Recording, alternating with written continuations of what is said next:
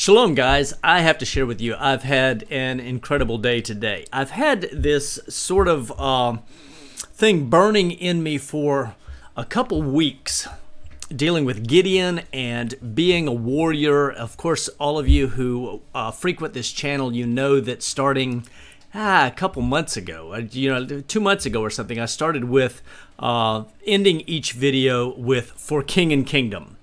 And the fact is as a man, as men, particularly enjoy my passion is addressing men.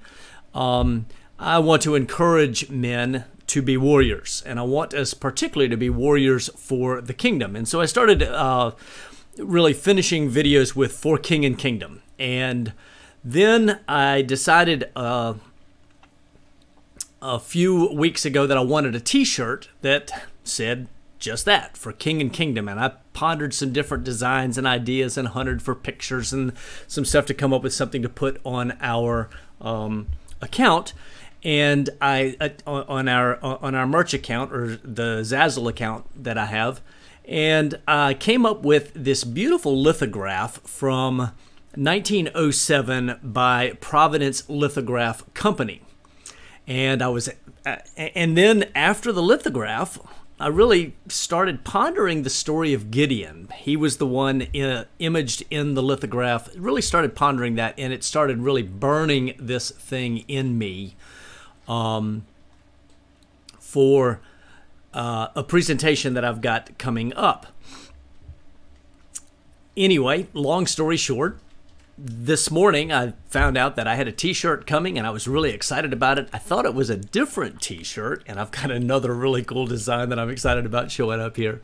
But I opened it up around noon, and it was like, that t-shirt, "For King and Kingdom."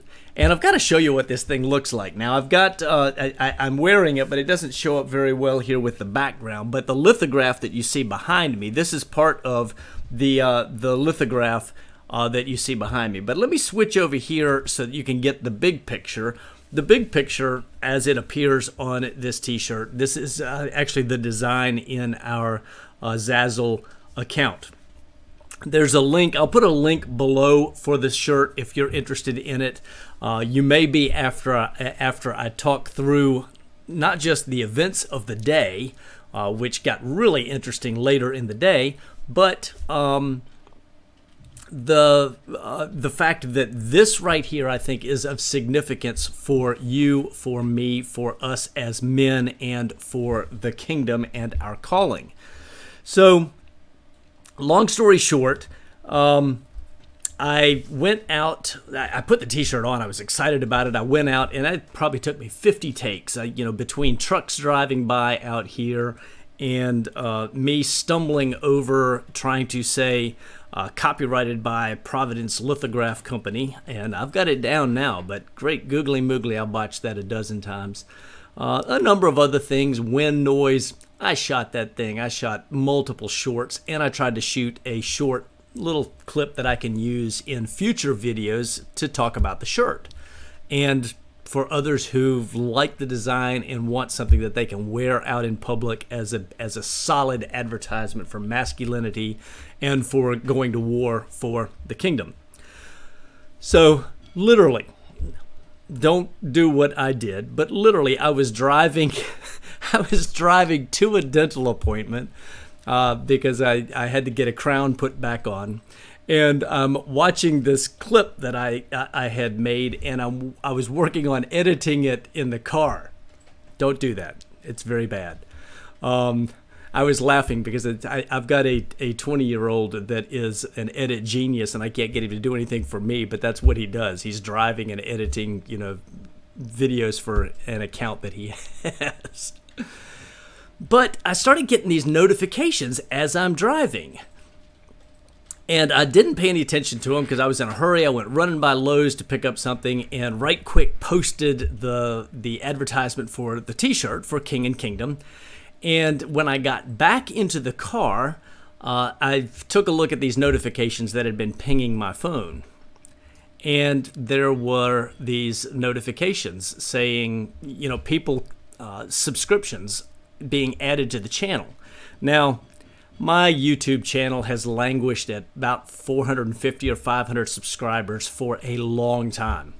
And I haven't really been very active with YouTube, although over the last 2 years, about a year ago, I did a long series refuting some teachers that were teaching falsehood with regards to biblical marriage.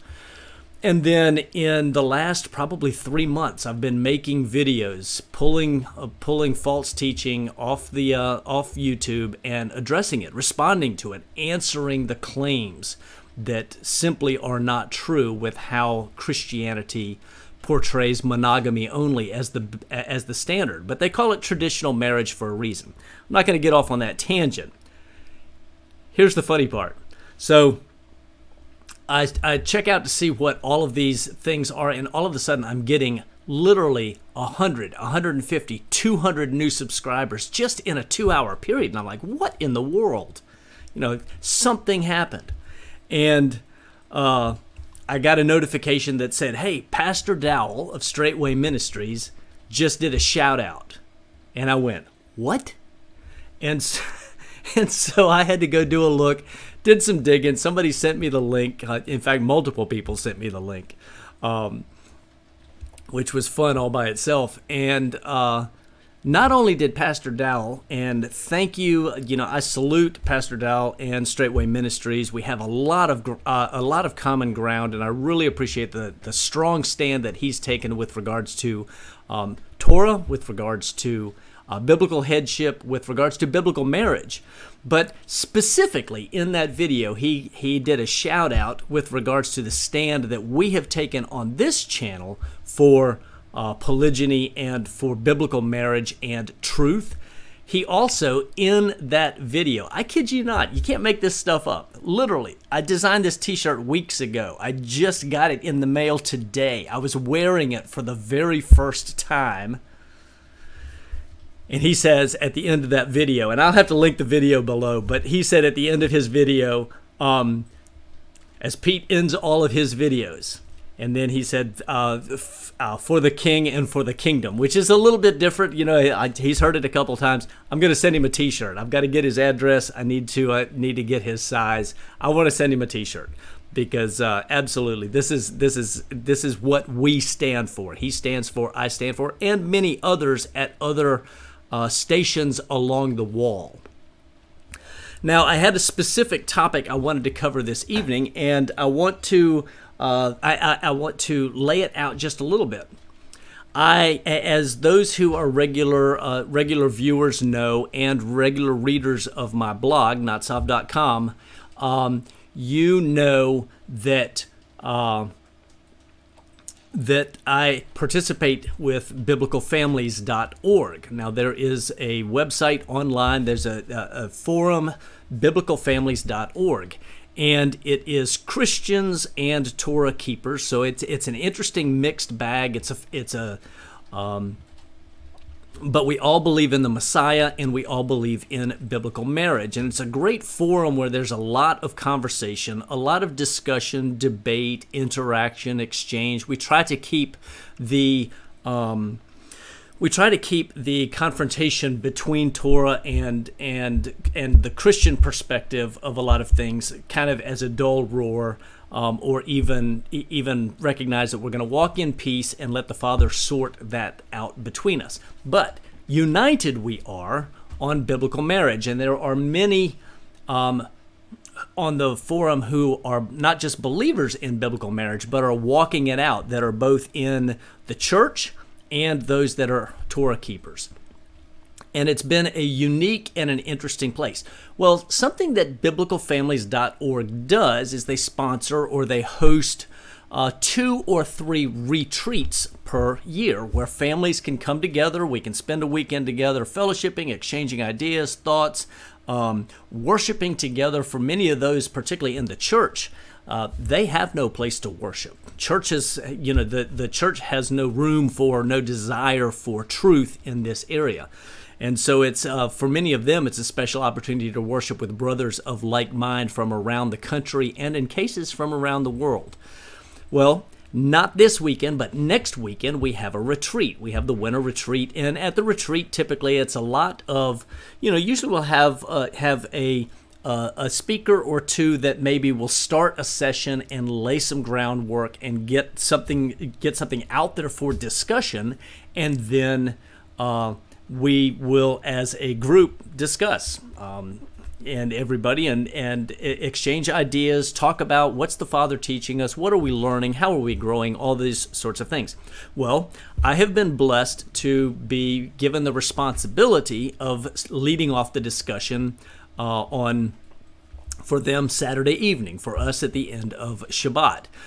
And a quick side note, Biblical Families, has been so gracious to the Torah keepers. As often we'll have many meals together, and they always have clean options for us, and they always condescend toward us in terms of making sure that there's allowance for where we understand the faith to be with many things. So, but we have worship at most every session, Friday evening, Saturday during the day for Shabbat, also Sunday morning typically. Anyway, I get to lead off the session on Saturday evening. So for you guys who are viewers that come from the Bib Fam side and you're going to be at the retreat, just go ahead and stop it right here, so I don't give away what the passion is, what the burn is in my heart. That interestingly comes all together today with my T-shirt showing up and Pastor Dal giving a shout out, and the specific comment and him pointing in his channel to "For the King and Kingdom." So I'm all smiles and I'm giddy and excited, but I want to jump on this right quick, and I want to give us all something to think about, something all to consider. And the challenge that I'm going to be giving at Bib Fam at the retreat, particularly to the men, but to all of us, to the ladies, to the families, is going to be a Gideon type challenge. I have really spent a lot of time the last few weeks going back into, over multiple times, the Gideon story. And the Gideon story is a Passover story, I believe. At the time that it happens, it involves an offering to, in this case, it's to the angel of the Lord, the angel of Yahweh, or I would say that is Yeshua, who is manifest, who's visible, that even Gideon thinks, oh my gosh, I am going to die because I've seen Yahweh. I've seen, the angel of Yahweh. And he's reassured, no, you're not going to die. But the real points that have struck home for me, Israel was being run over by the Midianites. They had been under judgment and were being devastated. I think at the end of this was 7 years into the Midianites coming in. And some ancient research, or some research of ancient archaeology, consider that the Midianites were not just good warriors, but in part maybe even had some cannibalistic tendencies. These guys were not nice guys at all. And there were so many of them, it said that when they came in, they were like locusts. You couldn't even number them. The camp was so large, so on and so forth. And yet here, the angel of the Lord shows up and talks to Gideon, and Gideon is hiding. Gideon is in hiding. He's literally threshing wheat at the wine press. Because, well, who's going to come to the wine press looking? It's not grape season yet, right? But he's threshing. Says that he's threshing wheat. And when the angel of Yah shows up, and I recognize that wheat typically is harvested a little bit later, so maybe he's got some late stuff going on. I don't know there, but I know that that what he places before him is unleavened bread and a young goat. So when the angel of the Lord shows up, he says, "Hail, mighty man of valor."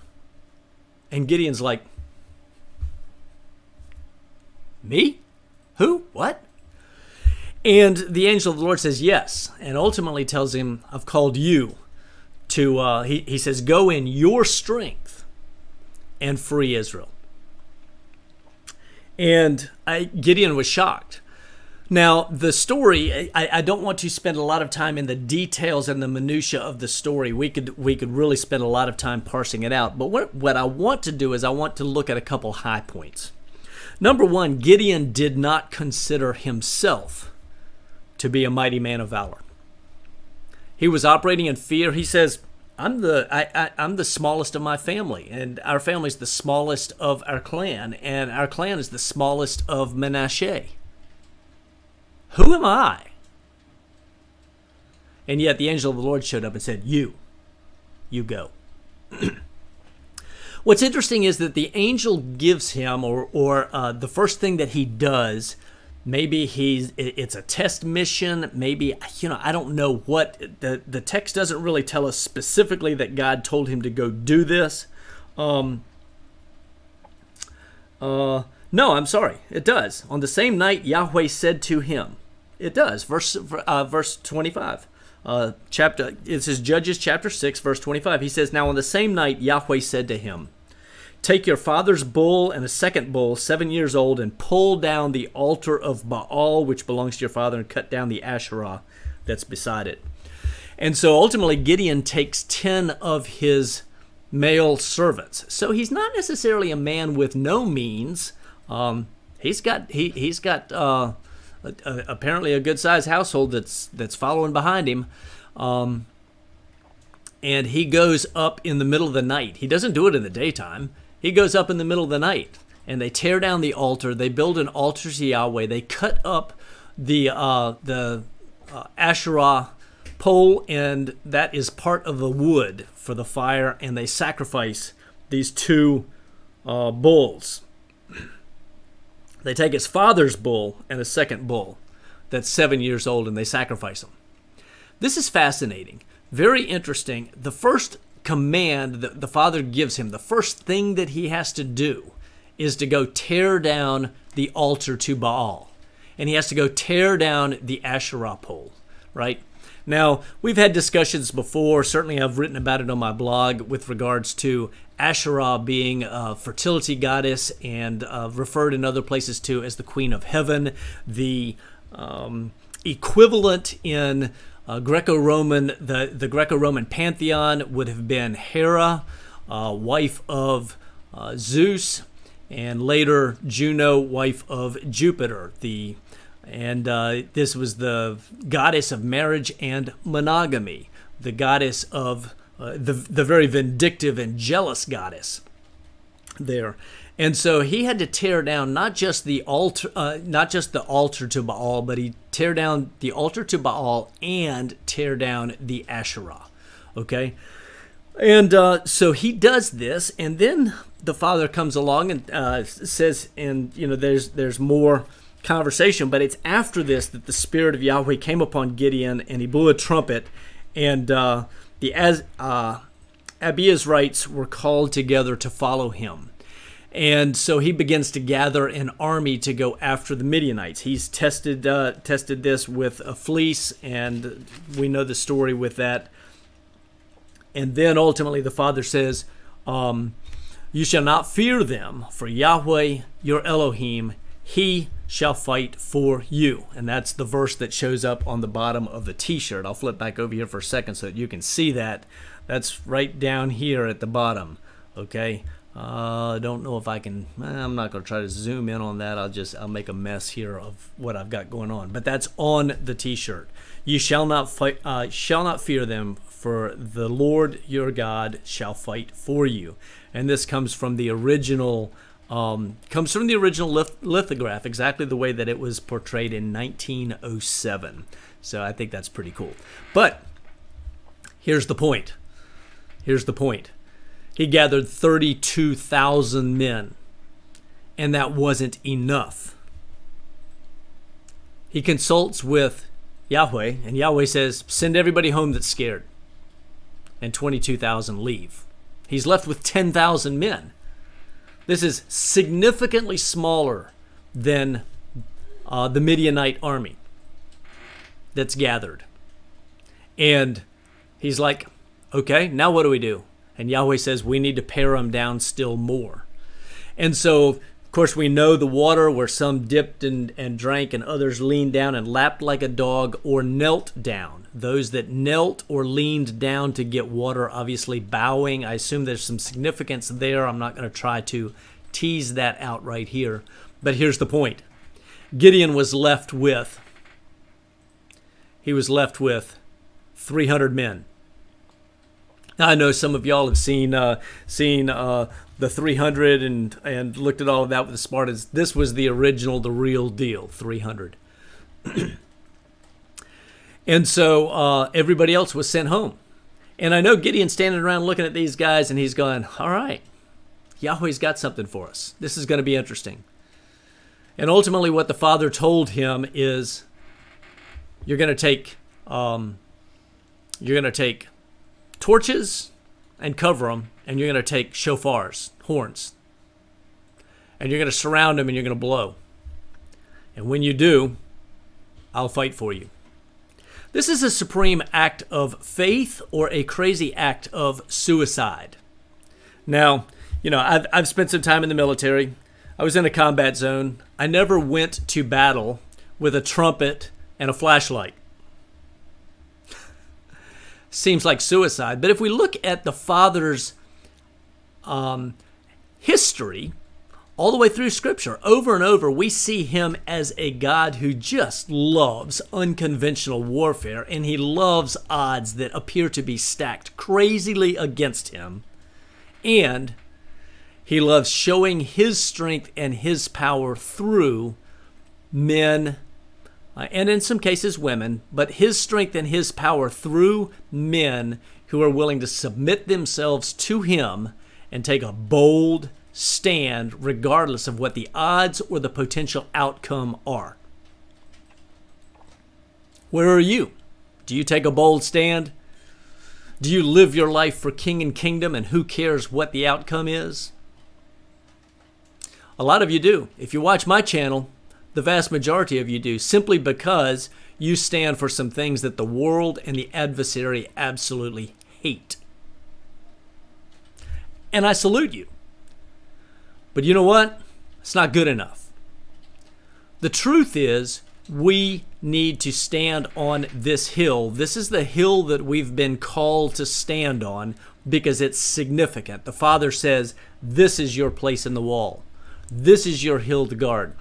I've done some pondering over the last couple weeks with regards to this whole thing and Gideon and unconventional warfare and warfare in general and warriors. And it occurred to me that that in battle you've got interlocking sectors of fire, and you've got specialized personnel, and you've got others that are more general in their capabilities. Let me explain. So, you know, going through Ranger School, for example, one of the things that we learned in squad and platoon tactics was how to lay out a perimeter and how to lay in sectors of fire, so that where as far as I'm going to go to the right with my rifle is to this point. I would put a fire stake there where I was dug in, or where my point was laying in the perimeter. And the perimeter, everybody points out, right? I don't have to worry about my back. All I've got to worry about is this out here. And then what I've got in that perimeter is I've got intersecting fields of fire, which means the man on my right and the man on my left, their field of fire should cross over mine so that we're locked together. I'm looking that direction, they're looking this direction, and between the two of us, nobody can come through, or there's not a gap in our fire and our ability to bring pain to the adversary, or death and destruction to the adversary. What's interesting, though, is that in that perimeter, there are specialized personnel that have other things that are more specific to their call. In some cases, you've got a guy, his responsibility is a crew-served weapon. Maybe it's an M60, maybe it's a saw, but the bottom line is he and a guy that's working with him are there for the purpose of laying heavy fire. Maybe it's on a particular point, that intersection, or that passage through the rocks, or whatever. And And their job isn't to do what everybody else is doing. They've got a specific mission, and it is going to be very precise to using that crew-served weapon for that purpose. As a couple pieces in this illustration that help us out. Number one, men, if your woman is fighting you from behind, you've got a problem. You can't focus here if she's fighting here. This is why you need to lead and get your house in order. But also, ladies, this is why your man can do what he's called to do when you free him up by backing him up and not being the enemy in the rear. That's the way it's supposed to work.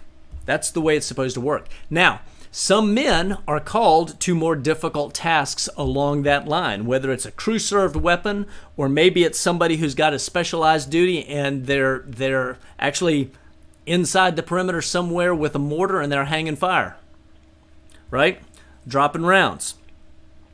In these circumstances right here, those people, they may have a very specific call. You, if you have a specific call, need to be careful not to get focused on other people's stuff. Everybody's not supposed to be doing exactly the same thing. You all have a common goal, a common mission, but you're not doing the exact same things in order to accomplish the mission. If everybody is going to be just a rifleman, there is no crew-served weapon. There is no mortar. There is no support. There's no medic. We've got to have some guys back here that are helping take care of the sick, or those who are wounded and injured, right? Got other things that are going on. And as you look at it on a larger scale, all of a sudden, I can remember going down to the battalion. The battalion talk during Desert Shield, Desert Storm, as battle plans are being laid out, and we're all dug in some wadis along the border on the western edge. With 1st of the 325 is where I was. We had the 6th French Light Armor to our left. I forget who was to our right, or maybe we were outside of the 6th French Light, and we were protecting their flank, and we were all the way out on the western edge of the line as we went in. But for all of that, our unit had a specific mission, a specific plan, a specific goal, and we had to accomplish what was assigned to us and not what was assigned to a unit next door or beyond, right? If we were trying to do their job, or if they were trying to do our job, we're going to get into trouble. And I think a lot of times in particularly the Torah community, we can get to where we think that everybody's supposed to be understanding and believing and teaching and doing exactly what we're doing. Now, maybe we're right on some things. Maybe there's some things that each of us needs adjustment on. Ultimately, I leave that up to the Messiah. What I know is this. I know where he's called me, and it hasn't necessarily been an easy task. And if you're viewing this, he's probably called you to a similar place. Because biblical marriage, I think, is absolutely crucial. It's a crucial hilltop with regards to withstanding the adversary and withstanding the crazy in the culture. Because it is the defining point for confirming headship and patriarchy for the man, masculine headship. It is the antidote to feminism and to all the crazy. And I think that just as some Christian doctrines like Shabbat or Sunday worship, Christmas and Easter, eating swine's flesh, pork, and all the things that Scripture roundly condemns as not being food. Those things right there, you put all of that together, those are important, but there's one that's more important than that, because the adversary fights it harder and because it actually pulls down and undermines all the rest of it. And that's biblical marriage, biblical headship. What was the original thing that happened in Gan Eden? It was an inversion of the leadership. It was when Chava, Eve, was leading Adam, and he didn't stop and say, "Whoa, Nelly, time out. This is a no-go." He even had the opportunity. Her eyes were not opened until he ate. He had the opportunity up to that time to be her mediator, redeemer. He could have functioned as a messianic figure to her by saying, time out. Let me go talk to the Father. We got to straighten this out, because that's not the way this is supposed to work. Instead, he allowed the structure, the leadership structure, to be inverted. The Father straightened him out on that at the time of chastening both the serpent and her and him. But we've been fighting this battle ever since. And it's an ongoing battle. It's the same battle that Gideon was fighting right here when he goes in and had to cut down the Asherah. That was the bigger deal, even than tearing down Baal. Go back and look at Elijah. Who was he fighting against? The prophets of Asherah and of Baal, right? And Jezebel, the inverted structure with her lackey Ahab, who happened to be the king of the northern house of Israel. Yeah. So what I want to do, though, is just make the quick point for us, and where our discussion will start at the BibFam retreat. And if you're looking, go find BibFam. I'll put Biblical Families link down here. The forum, a fantastic place to fellowship. But I will say this, for all of my Torah keeping brothers, if you come as a friend. There are many there that are not Torah keepers, but they understand biblical headship, biblical marriage. Many of them walking out, some for as many as 30 years have been walking plural marriages and doing it righteously and successfully. And so there's a lot of wisdom and knowledge there. And, the Father will open their eyes to what the Father will open their eyes to when His time is perfect. Having said all that, here's my point. You are a Gideon. You have a calling. You have a responsibility, just as I do, just as every other man who is seeing biblical headship, he's seeing patriarchy, he's seeing the Torah, he's seeing the truth of God. You have a responsibility to take a strong and bold stand. You can look at yourself and go, wow, I'm the least. I'm the least of the family. I'm the least of the clan. I'm the least of the tribe. I'm a nobody. Or you can seek the Father and say, what gifts have you given me? What's my area of responsibility? How can you use me today? And then you can say, for king and kingdom. And that needs to be your call. It's a warrior's call. And I'm calling you and saying, you need to step up. Be the warrior Yahweh called you to be. For king and kingdom, I bid you, shalom.